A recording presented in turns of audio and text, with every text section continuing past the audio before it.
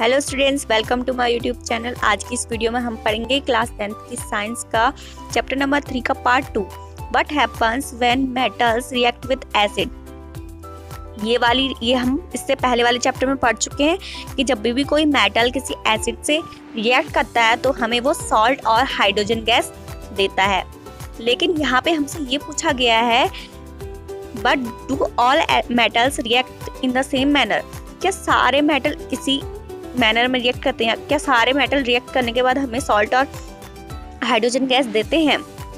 और हमें इक्वेशन लिखने को बोला है किसकी? मैग्नीशियम, एल्यूमिनियम, जिंक और आयरन की। किसके साथ करनी है? डाइल्यूट हाइड्रोक्लोरिक एसिड के साथ। बोला है hydrogen gas is not evolve when metal react with nitric acid. Nitric acid का फॉर्मूला होगा HNO3। जब कोई मेटल नाइट्रिक एसिड से रिएक्ट करेगा तो उसमें हाइड्रोजन गैस इवॉल्व नहीं होगी। ऐसा क्यों होता है? क्योंकि जो HNO3 है ये एक स्ट्रॉन्ग ऑक्सीडाइजिंग एजेंट है और ये ऑक्सीडाइज हो जाता है और क्या बन जाता है? वाटर बन जाता है। ठीक है, H2 ऑक्सीडाइज होगा तो क्या होगा? उसके साथ O जुड़ेगा तो H2O बन जाएगा, यानी कि वाटर बन जाएगा। और जो खुद क्या होता है? नाइट्रोजन के ऑक्साइड में चला जाता है। नाइट्रोजन की ऑक्साइड है, इनमें से कुछ भी बन सकता है।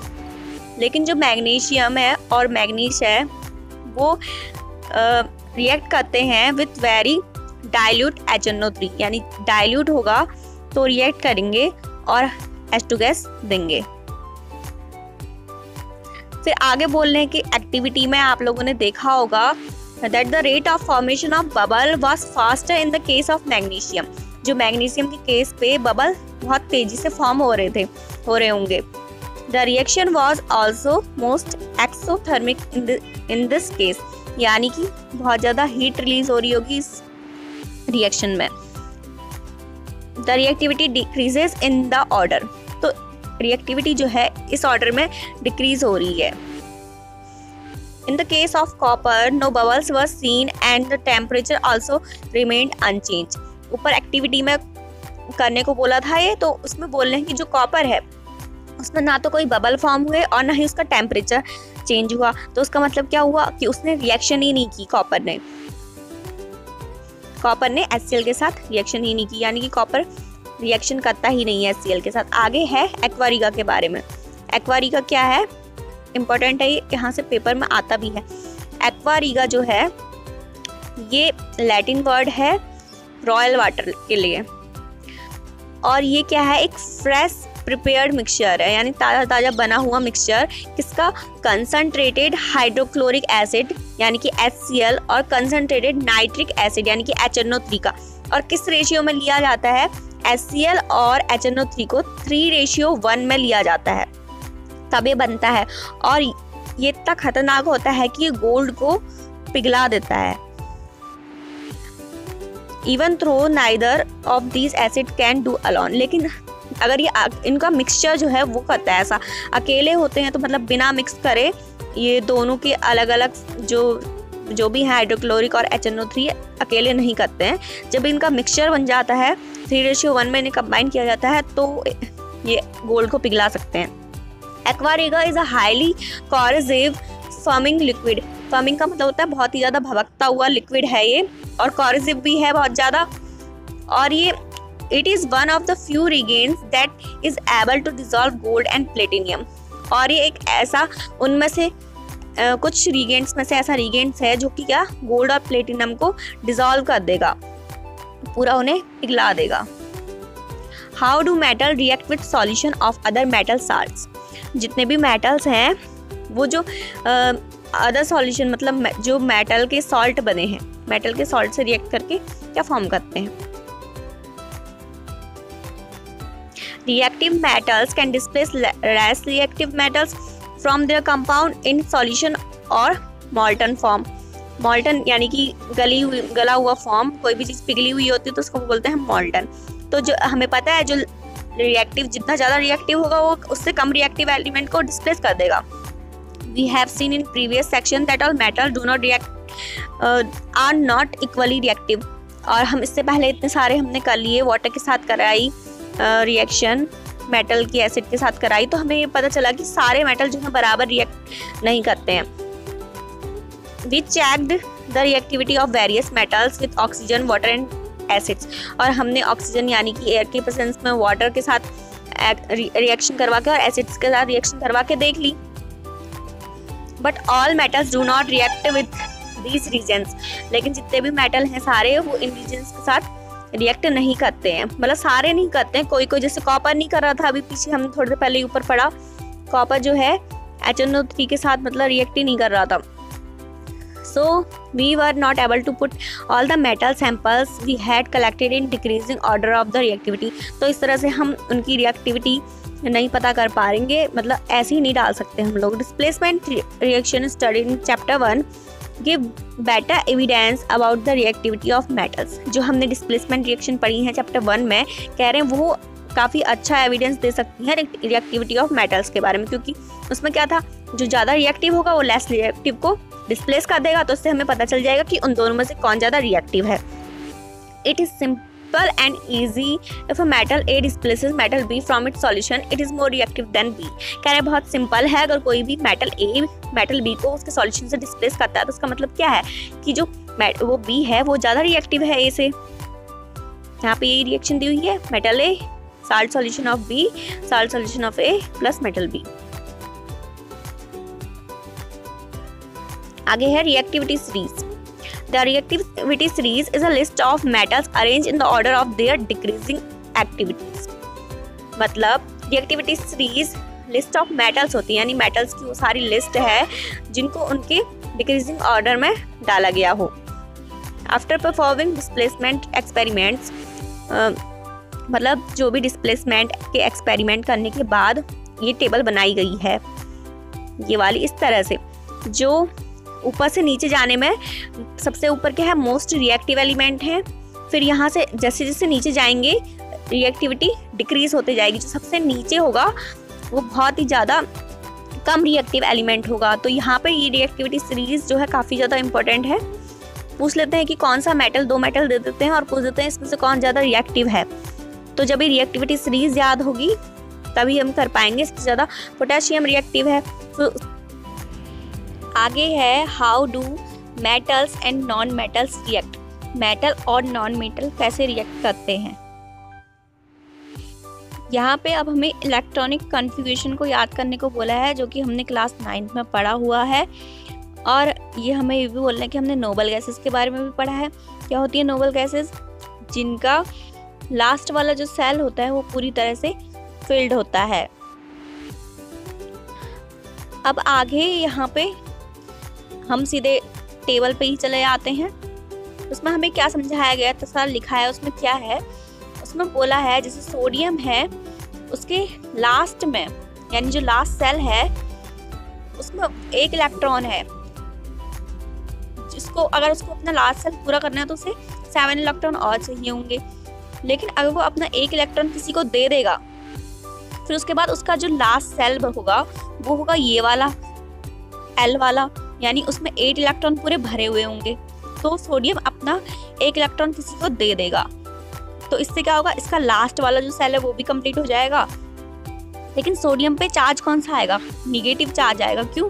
क्योंकि ये अपना पॉजिटिव चार्ज आएगा, क्योंकि ये अपना 1 इलेक्ट्रॉन किसी को दे रहा है। जब कोई भी मेटल अपना 1 इलेक्ट्रॉन किसी को देता है तो उस पर पॉजिटिव चार्ज आता है।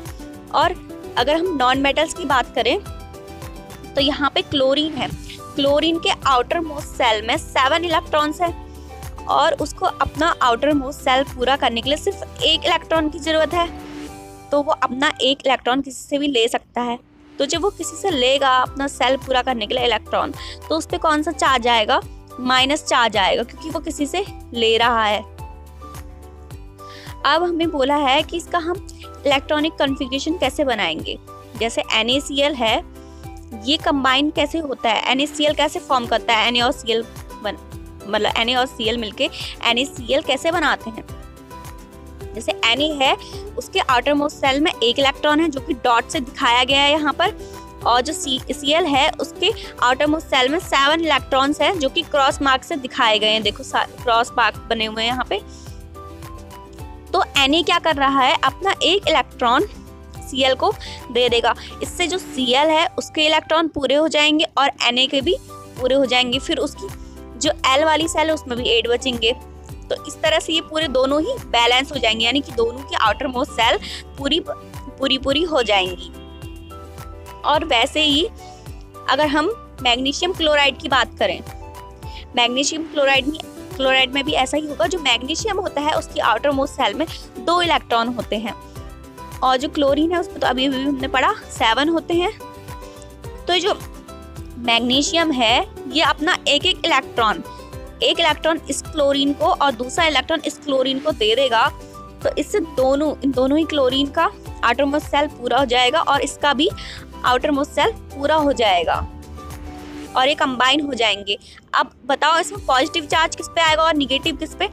Mg, आपने देखा होगा Mg2 पॉजिटिव लिखा रहता है बहुत जगह पे। क्यों? क्योंकि Mg में 2 इलेक्ट्रॉन होते हैं और ये अपने 2 इलेक्ट्रॉन दे देता है। जब Cl को 2 क्लोरीन्स को दे देता है एक, तो इसमें 2 पॉजिटिव चार्ज आता है।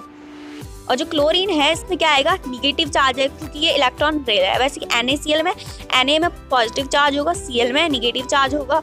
अब हम पढ़ते हैं आयनिक कंपाउंड्स की प्रॉपर्टीज के बारे में। आयनिक कंपाउंड्स क्या, जिसमें आयन होते हैं, जैसे Na पॉजिटिव Cl निगेटिव। ये क्या है, एक आयनिक कंपाउंड है, इसमें आयन से मिलकर बना है ये।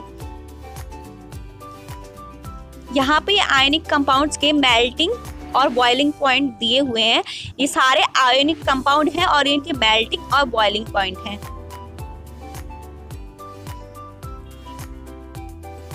केमिकल नेचर क्या होता है आयनिक कंपाउंड का? Ionic compound are solids and are somewhat hard because of the strong force of attraction between the positive and negative ions। जो आयन होते हैं कैसे होते हैं, सॉलिड कंपाउंड होते हैं और हार्ड भी होते हैं। क्यों होते हैं? क्योंकि इसमें पॉजिटिव और निगेटिव चार्ज होते हैं और पॉजिटिव और निगेटिव चार्ज होते हैं, एक दूसरे को अट्रैक्ट करते हैं, ये हमें पता है, इसलिए क्या होते हैं, हार्ड होते हैं। These compounds are generally brittle and break into pieces when pressure is applied। और बहुत ज़्यादा हार्ड भी नहीं बोल सकते हैं, क्योंकि जब हम इनमें बहुत ज़्यादा प्रेशर डालेंगे तो ये टूट भी जाते हैं। अब इनके मेल्टिंग और बॉइलिंग पॉइंट की बात की जाए, सेकेंड पॉइंट, तो ऊपर हमने देखा कि हाई था काफ़ी ज़्यादा, तो आयनिक कंपाउंड्स का मेल्टिंग और बॉइलिंग पॉइंट बहुत ज़्यादा हाई होता है। क्यों होता है? क्योंकि इसमें क्या होता है, इंटर आयोनिक अट्रैक्शन होता है, जिसकी पॉजिटिव और निगेटिव चार्ज एक दूसरे को काफ़ी ज़्यादा अट्रैक्ट करे रहते हैं। तो उन्हें तोड़ने के लिए हमें क्या, काफ़ी ज़्यादा एनर्जी चाहिए होती है, काफ़ी ज़्यादा अमाउंट में एनर्जी चाहिए होती है। सॉल्युबिलिटी क्या है इसकी, मतलब पानी में घुलता है कि नहीं घुलता है? Electrovalent compounds are generally soluble in water and insoluble in solvent such as kerosene, petrol etcetera. जैसे नमक एक आयोनिक कंपाउंड है, पानी में सॉल्युबल है, लेकिन ये किसमें सॉल्युबल नहीं होते हैं, जैसे कि कैरोसिन और पेट्रोल है, इसमें क्या होता है, सॉल्युबल नहीं होते हैं। आगे है कंडक्शन ऑफ इलेक्ट्रिसिटी, यानी कि ये इलेक्ट्रिसिटी कंडक्ट करते हैं या नहीं करते हैं। जो आयनिक कंपाउंड अगर सॉलिड स्टेट में है तो वो इलेक्ट्रिसिटी कंडक्ट नहीं करेंगे, क्योंकि अगर वो सॉलिड स्टेट में है तो उनके आयंस का मूवमेंट ही नहीं हो पाएगा, और इलेक्ट्रिसिटी तभी प्रोड्यूस होती है जब आयंस का मूवमेंट होगा। लेकिन अगर आयनिक कंपाउंड मॉल्टन स्टेट में है तो वो इलेक्ट्रिसिटी को कंडक्ट करेंगे, और इलेक्ट्रिसिटी का कंडक्शन सिर्फ मॉल्टन स्टेट में पॉसिबल है। मॉल्टन यानी कि जब वो थोड़े पिघल जाते हैं, जब वो पिघले हुए फॉर्म में होंगे तो करेंगे, क्योंकि उसमें जो इलेक्ट्रोस्टैटिक फोर्स होगा वो अपोजिट होगा। Charge ion are overcome due to heat, और हीट की वजह से जो चार्ज आयन हैं वो इधर उधर मूव भी कर पाएंगे। Thus the ion move freely and conduct electricity, और जब उनको हीट दी जाएगी, आयन मूव करेंगे तो क्या होगा, इलेक्ट्रिसिटी कंडक्ट होगी। तो आयनिक कंपाउंड सॉलिड स्टेट में इलेक्ट्रिसिटी कंडक्ट नहीं करते हैं, लेकिन वो मॉल्टन फॉर्म में इलेक्ट्रिसिटी कंडक्ट करते हैं। Occurrence of minerals। The earth crust is the major source of minerals। हम सभी को पता है कि हमें जितने भी मिनरल्स हैं वो अर्थ की क्रस्ट से मिलते हैं। Sea water also contains some soluble salts such as sodium chloride, magnesium chloride, etc। और जो सी वाटर होता है उसमें भी कुछ साल्ट्स होते हैं, जैसे कि सोडियम क्लोराइड और magnesium chloride. The elements or compound which occur naturally in the earth's crust are known as minerals. ऐसे एलिमेंट या कंपाउंड जो अर्थ की क्रस्ट पे नेचुरली अकर हो जाते हैं यानी अपने आप हो जाते हैं, उन्हें हम बोलते हैं minerals. At some places, minerals contain a very high percentage of a particular metal and the metal can be profitably extracted from it. These minerals are called ores. और कुछ जगहों पे, जैसे कोई जगह है उस जगह पे पर्टिकुलर जब हमें कोई भी मिनरल मिलता है अर्थ क्रस्ट से, तो वो पूरा प्योर नहीं होता है. मतलब उसमें एक ही तरह का वही मेटल नहीं होता है, सिर्फ उसमें इम्प्योरिटीज़ भी होती हैं और दूसरे ऑक्साइड्स भी, वो ऑक्सीजन, वाटर या एसिड से रिएक्ट करके और दूसरी चीज़ें भी बना देता है. और उस जो हमें अर्थ से, जिस समय हम उसे डिग करते हैं, अर्थ की क्रस्ट से निकालते हैं, जब हमें वो मिलता है तो वो होता है ओर के फॉर्म में, उसे हम बोलते हैं ओर. फिर बाद में उसे हम प्योर करते हैं, फैक्ट्रीज में ले आते हैं और प्योर मेटल को निकालते हैं, तब वो बनता है एक मेटल. यानी कोई आयरन है तो तब बनेगा वो प्योर आयरन. इससे पहले जब हमें आयरन मिलता है तो वो किस फॉर्म में मिलता है? ओर के फॉर्म में मिलता है. वो हमें आयरन का ओर मिलता है जब हम उसे अर्थ से निकालते हैं. पेपर में पूछते हैं बहुत ज़्यादा ओर के बारे में, ओर क्या है, मिनरल क्या है और गैंग क्या है, इनमें डिफरेंस पूछा जाता है. Extraction of metals. मेटल्स का एक्सट्रैक्शन कैसे होता है, मतलब मेटल्स में से इम्प्योरिटी वगैरह कैसे निकाली जाती है, या फिर मेटल को जो इम्प्योरिटीज वगैरह है उसमें से कैसे निकाला जाता है. You have learned about the reactivity series of metals. हम लोगों ने रिएक्टिविटी सीरीज तो पढ़ी है. Having this knowledge you can easily understand how a metal is extracted from its ore. तो आपको ये नॉलेज है तो आप ये अच्छे से समझ सकते हो कि कोई भी मेटल उसके ओर से कैसे एक्सट्रैक्ट किया जाता होगा. Some metals are found in the earth's crust in free state. कुछ मेटल्स ऐसे होते हैं जो हमारी अर्थ की क्रस्ट पे फ्री स्टेट में पाए जाते हैं, मतलब वो किसी और चीज़ से रिएक्ट नहीं करते हैं. Some are found in the form of their compound. कुछ जो होते हैं वो कंपाउंड्स के फॉर्म में होते हैं, मतलब एक अकेला नहीं होता एलिमेंट, वो कंपाउंड के फॉर्म में होता है. The metals at the bottom of the activity series are least reactive. They are often in free state. जो रिएक्टिविटी सीरीज में ये यहाँ पे एक दे रखी है, इसमें जो सबसे नीचे मेटल हैं ये कहाँ हमें नेटिव स्टेट में पाए जाते हैं. ये मतलब किसी से रिएक्ट नहीं करते, जैसे कि गोल्ड और silver. Gold, silver, platinum, copper are found in the free state. अगर हमसे पूछा जाए कौन कौन से मेटल हैं जो फ्री स्टेट में मिलते हैं, कौन से हैं? गोल्ड, सिल्वर, प्लेटिनम और कॉपर. जो कॉपर और सिल्वर हैं ये कंबाइंड स्टेट में भी पाए जाते हैं एज देयर सल्फाइड और oxides ore.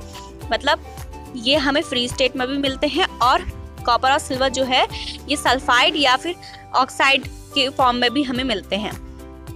The metals at the top of the activity series. जो टॉप में है एक्टिविटी सीरीज के जो मेटल, यहाँ पर देख सकते हैं इसको, ये वाले मेटल्स, इनकी बात की जा रही है. ये बहुत ज़्यादा रिएक्टिव होते हैं, इसीलिए कभी भी फ्री स्टेट में फाइंड नहीं होते. मतलब बहुत ज़्यादा रिएक्टिव हैं तो ये वाटर, एसिड, ऑक्सीजन से रिएक्ट कर लेंगे तुरंत ही, तो हमें फ्री स्टेट में तो ये मिल ही नहीं सकते. The metals in the middle of the activity series जैसे कि zinc, iron, lead are moderately reactive. मतलब ये मीडियम होते हैं, मीडियम रिएक्ट, ना तो बहुत ज़्यादा ही जल्दी रिएक्ट करते हैं और बहुत कम रिएक्टिव भी नहीं होते हैं. They are found in earth crust only mainly as oxides, sulphides और कार्बोनेट्स. और ये हमारी अर्थ की क्रस्ट में किस फॉर्म में मिलते हैं? या तो ये ऑक्साइड बना लेते हैं ऑक्सीजन से रिएक्ट करके, या सल्फाइड बना लेते हैं सल्फर से रिएक्ट करके, या फिर कार्बोनेट्स बना लेते हैं. You will find that the ores of many metals are oxides. और आप देखोगे कि जितने भी मेटल्स हैं, ज़्यादातर जो मेटल हैं वो किस फॉर्म में मिलते हैं? ऑक्साइड्स के फॉर्म में मिलते हैं. This is because oxygen is very reactive element and is very abundant on the earth. क्योंकि जो ऑक्सीजन है वो बहुत जल्दी रिएक्ट कर लेती है किसी से भी, और ये अर्थ में काफ़ी ज़्यादा मात्रा में है भी, इसीलिए. Thus, on the basis of reactivity, we can group the metals into the following 3 categories. तो रिएक्टिविटी के अकॉर्डिंग पे किसी भी मेटल की रिएक्टिविटी के बेस पे हम मेटल को 3 कैटेगरी में डिवाइड करते हैं. Metals of low reactivity, metals of medium reactivity, metals of high reactivity. Different techniques are to be used for obtaining these metals falling in each category. मतलब जितने भी कैटेगरी के मेटल्स हैं इनको प्योर इनको ऑब्टेन करने के लिए इन मेटल को बहुत सारी टेक्निक का यूज़ किया जाता है. कुछ यहाँ पे दे रखे हैं, जैसे कोई भी चीज़ आधे से हमें जब मिलती है कोई, तो वो किस फॉर्म में होता है, कोई भी मेटल ओर के फॉर्म में होता है। फिर उसके जो मेटल हाई रिएक्टिव हैं, मीडियम रिएक्टिविटी है और जिनमें लो रिएक्टिव हैं, उनके हिसाब से ये प्रोसेस होती हैं। जो हाई रिएक्टिव वाले हैं उनमें इलेक्ट्रोलाइसिस की प्रोसेस होती है, और फिर ये सारी प्रोसेस लिखी हुई हैं यहाँ पर, इस तरह से होता है। फिर बाद में हमें लास्ट में मिलता है वो प्योर मेटल, इतनी सारी प्रोसेस बाद में। आगे है enrichment of ores. Ores mined from earth are usually contaminated with large amount of impurities such as soil, sand, etc. called gangue. अब गैंग क्या है, पेपर में आता है कि व्हाट इज गैंग। तो क्या है, जब हम ओर को माइन करते हैं, जब हमें अर्थ से कोई भी ओर मिलता है तो उसमें बहुत ज़्यादा अमाउंट में मिट्टी होती है, सैंड होती है, इम्प्योरिटीज होती हैं, तो उन इम्प्योरिटीज को ही हम क्या बोलते हैं, gangue. The impurities must be removed from the ore prior to the extraction of metal। मतलब हमें जो इम्प्योरिटीज हैं उनको हटाना पड़ता है किसी भी मेटल को प्योर फॉर्म में पाने के लिए। The process is used for removing the gangue from ore are based on the differences between physical और chemical properties of the gangue and the ore. जो ये जब हम किसी भी मेटल में से उसकी इम्प्योरिटीज को हटाते हैं तो ये डिपेंड करता है कि उस मेटल की या फिर उस गैंग और ओर की फिजिकल और केमिकल प्रॉपर्टीज क्या क्या हैं, उनमें क्या डिफरेंसेस हैं। Different separation techniques are accordingly employed. यहाँ पे अब कुछ टेक्निक्स दी गई हैं, जैसे कि सबसे पहले दी हुई है extracting metals low in the activity series. जो एक्टिविटी सीरीज में सबसे नीचे मेटल है उनको कैसे एक्सट्रैक्ट किया जाता है। बोला था कि ज़्यादातर तो वो फ्री स्टेट में पाए जाते हैं, लेकिन वो बिल्कुल प्योर भी नहीं होते, थोड़ा बहुत उसमें भी कुछ वो भी किसी चीज़ से रिएक्ट कर लेते हैं। Metals in the low activity series are very unreactive, बहुत कम रिएक्ट करते हैं जो सबसे नीचे होते हैं। The oxides of these metal can be reduced to metals by heating alone. मतलब इनके ऑक्साइड से इनको कैसे अलग किया जाता है, इनको हीट करके। फॉर एग्जाम्पल चिनाबार HgS को हम क्या बोलते हैं, cinnabar is an ore of mercury. और ये क्या है, एक मरकरी का ओर है, ठीक है, याद रख लेना। चिनाबार जो है मरकरी का ओर है, इसका फॉर्मूला है HgS। When it is heated in air, it is first converted into mercuric oxide. Mercuric oxide is then reduced to mercury on further heating. बोला है जब जो चिनाबार है इसको हम जब इसको हम ऑक्सीजन की प्रेजेंस में हीट करते हैं तो हमें मिलता है मर्क्यूरिक ऑक्साइड यानी कि HgO। फिर हमें तो प्योर मरकरी चाहिए ना, तो हम इसका क्या करेंगे, रिडक्शन करेंगे। फिर इसको फिर से हीट करेंगे HgO को, हमें मिल जाएगा मरकरी। तो यहाँ पे क्या हुआ, मरकरी का रिडक्शन हुआ। तो इस तरह से हम प्योर मेटल हमें Hg मिल जाएगा। वैसे ही कॉपर जो है, कॉपर हमें इस फॉर्म में मिलता है, और इसको हम कैसे, इसको भी हम ऐसे करेंगे, हीट करेंगे इसे, तो हमें कॉपर का ऑक्साइड मिलेगा Cu2O। फिर उसको अगर हम फिर से रिएक्ट कराएंगे सल्फाइड के मेटल से, कॉपर सल्फाइड से, तो हमें क्या मिल जाएगा, प्योर कॉपर मिल जाएगा।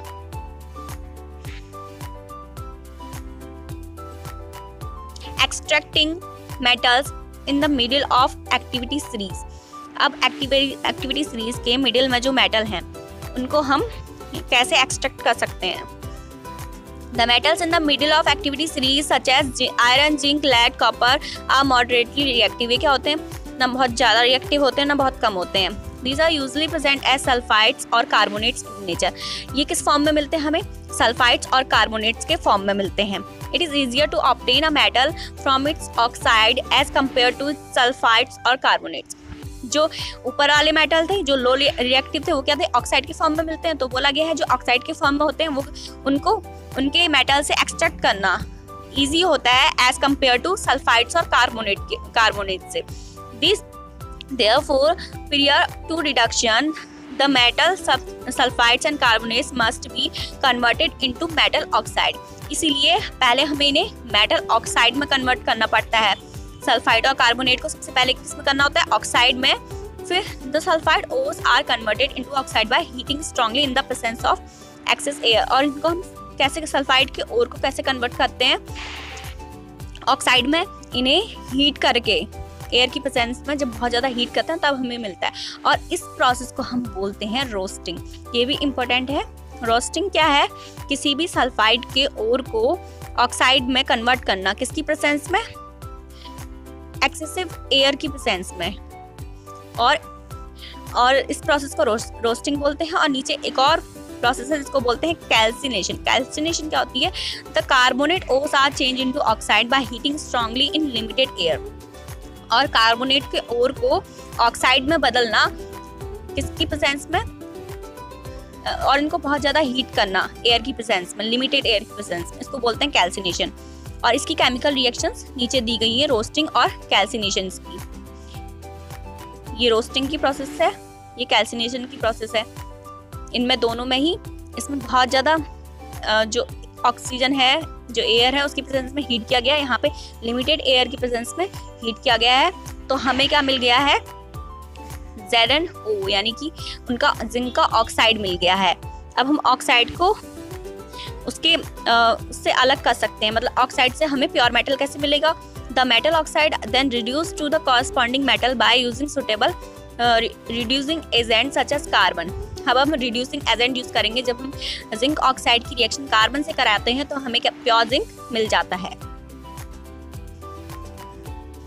You are already familiar with the process of oxidation and reduction explained in the chapter 1। हमने ऑक्सीडेशन और रिडक्शन के बारे में चैप्टर 1 में तो पढ़ ही रखा है। Obtaining metal from their compound is also a reduction process। किसी भी मेटल को उसके कंपाउंड से निकालने की क्या है? रिडक्शन की प्रोसेस है। Besides using carbon coke to reduce metal oxide to metal, sometimes displacement reaction can also be used। और कई बार हम लोग जो है डिस्प्लेसमेंट रिएक्शन का भी यूज करते हैं। The highly reactive metals such as sodium, calcium, aluminium are used as reducing agents. हम डिस्प्लेसमेंट रिएक्शन करते हैं, हमें पता है जो कम रिएक्टिव होगा उसको हटा देता है जो ज़्यादा रिएक्टिव एलिमेंट होता है। Because they can displace metals of low reactivity from their compounds. For example, when manganese dioxide is heated with aluminium powder, the following reaction take place. Manganese oxide को एल्यूमिनियम से react करा रहे हैं, हमें क्या मिल जाएगा? प्योर मैग्नीज मिल जाएगा और Al2O3 मिलेगा और प्लस हीट। आगे बोला है हमसे कि आप बता सकते हो इसमें से कौन ऑक्सीडाइज हुआ है और कौन रिड्यूस हुआ है। तो इसमें मैग्नीज जो है वो रिड्यूस हुआ है क्योंकि उसके पास पहले ऑक्सीजन थी, अब नहीं है। और जो एल्यूमिनियम है वो क्या हुआ है? ऑक्सीडाइज हुआ है। और आगे बोला है जो डिस्प्लेसमेंट रिएक्शन है वो बहुत ज़्यादा एक्सोथर्मिक होती है, यानी कि उनमें से बहुत ज़्यादा अमाउंट में हीट निकलती है। और इसी वजह से जो भी मेटल हमें मिलता है वो क्या मिलेगा? मोल्टन स्टेट यानी पिघली हुई स्टेट में मिलेगा। और आगे एक रिएक्शन दी गई है, इस रिएक्शन को बोलते हैं थर्मिट रिएक्शन। और ये वाली रिएक्शन काफ़ी ज़्यादा इम्पोर्टेंट भी है। ये वाली रिएक्शन किसके लिए यूज़ होती है? ये रिएक्शन है पहले तो आयरन थर्ड ऑक्साइड की, किससे? एल्यूमिनियम के साथ। और ये यूज़ की जाती है रेलवे में जो ट्रैक में जो क्रैक आ जाते हैं उनको ज्वाइन करने के लिए इसका यूज़ किया जाता है। या फिर मशीन के किसी पार्ट में कोई मशीन होती है उसमें कोई क्रैक आ जाता है तो उसको जोड़ने के लिए ये वाली रिएक्शन हम यूज़ करते हैं। ये देखो यहाँ पे ये जो वर्कर है ये रेलवे ट्रैक को जोड़ रहा है किससे? थर्मिट प्रोसेस से। आगे है extracting metals towards the top of the activity series. अब हम जो टॉप एक्टिविटी सीरीज के सबसे ऊपर मेटल होते हैं जो कि बहुत ज़्यादा रिएक्टिव होते हैं, हाईली रिएक्टिव एलिमेंट होते हैं, उनका एक्सट्रैक्शन पढ़ेंगे कि उनका एक्सट्रैक्शन कैसे होता है। They can not obtain from there compound by heating with carbon. जैसे हमने ऊपर वाले मीडियम का पढ़ा कि उनको हम अगर हीट करेंगे तो मिल जा रहे थे हमें प्योर, लेकिन ये क्या होते हैं? ये कंपाउंड से अलग नहीं हो पाएंगे हीट करने के बाद भी। कार्बन के साथ हीट करेंगे तभी भी हम इन्हें ऑब्टेन नहीं कर सकते हैं। जैसे कि carbon can not reduce the oxide of sodium, magnesium, calcium, aluminium. क्योंकि जो कार्बन है वो मैग्नीशियम, सोडियम और कैल्शियम के ऑक्साइड को रिड्यूस नहीं कर पाती है उनके एलिमेंट से।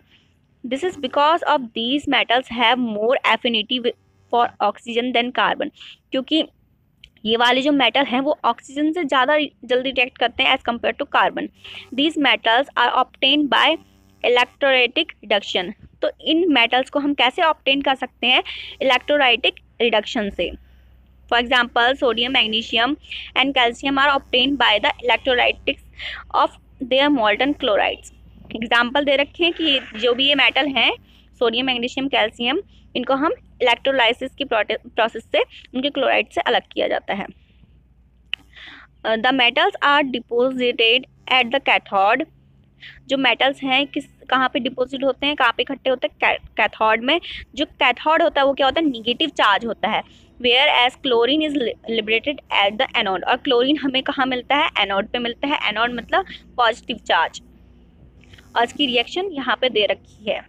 और ऐसे ही हम एल्यूमिनियम को भी ऐसे ही ऑब्टेन करते हैं इलेक्ट्रोलाइटिक रिडक्शन से. तो जो रिएक्टिविटी सीरीज में सबसे हाई होते हैं, सबसे ऊपर होते हैं, उन्हें हम इलेक्ट्रोलाइटिक की प्रोसेस के द्वारा उनके मेटल से, उनके मतलब ओ से एक्सट्रैक्ट करते हैं. आगे रिफाइनिंग